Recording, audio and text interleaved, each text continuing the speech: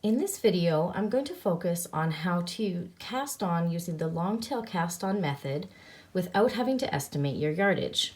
To do this, we're going to work from both ends of the same skein. So this works really effectively if you're working with a caked skein of yarn. However, you can always do the same with a ball of yarn where you can pull from the inside and the outside. The inside will obviously be tucked in beside this ball band. Or if you've got a traditional ball band skein like this, you can do the same method. You'll find the end of the yarn that's on the outside of the skein and pull the inside of the yarn from the inside of the skein. So I'm going to go ahead and get set up and show you how to cast on for a long tail cast on without having to estimate your yardage.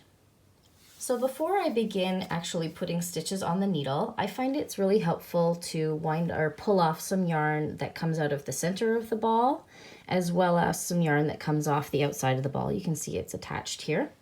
And to begin, we're going to put a slip knot using both strands of yarn held together onto our needle.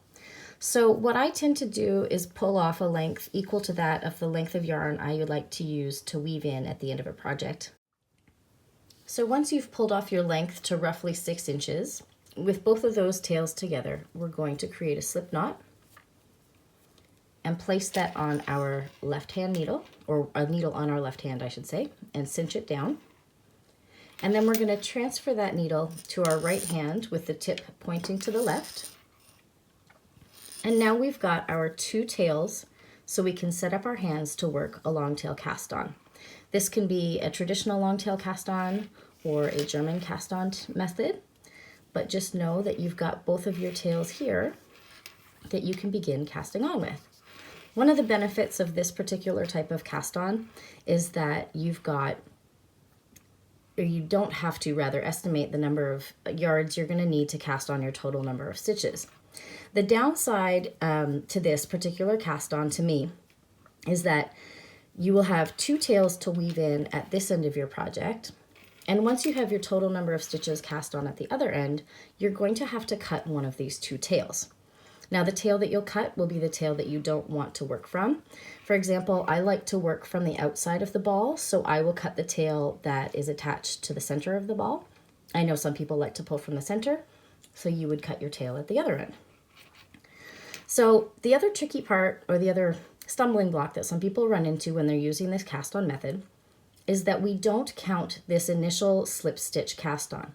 So if our total number of stitches to cast on is 10, we want to cast on what's going to look like 11 stitches.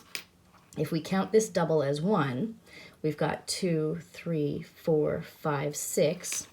We'll cast on up to 11 because we need to cast on 1 more than our total count. And I lost count as I was talking to you. So 2, 4, 6, 8, 10, 1 more, 11. So for example, if we were to work flat, we would turn our work, cut the yarn tail that is attached to the section of the ball that we don't want to work with, and begin knitting with the one we do want to keep.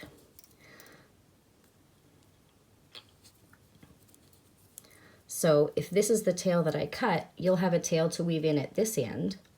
But once we get to the end, I'm just going to place this back on here and show you.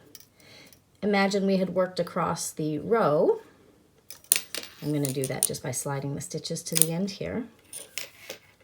We don't want to work this last stitch. What we're going to do when we get to the end of the row is slip those 2 yarns off and unravel them. So now you've still got your 2, 4, 6, 8, 10 stitches remaining on the needle. You've dropped off that 11th stitch that was our original cast on. So you do have 2 tails to cast or weave in at this end and 1 tail to cast or weave in at the other end. Now if you're working in the round, that means that you've got 3 tails to weave in all in one place. So I find that this is a method that I only use when I have to cast on more than about 100 stitches, largely because I don't want to have to guesstimate winding off that larger tail. But there you go. That's how to work the long tail cast on method using both ends of a single skein. Happy knitting!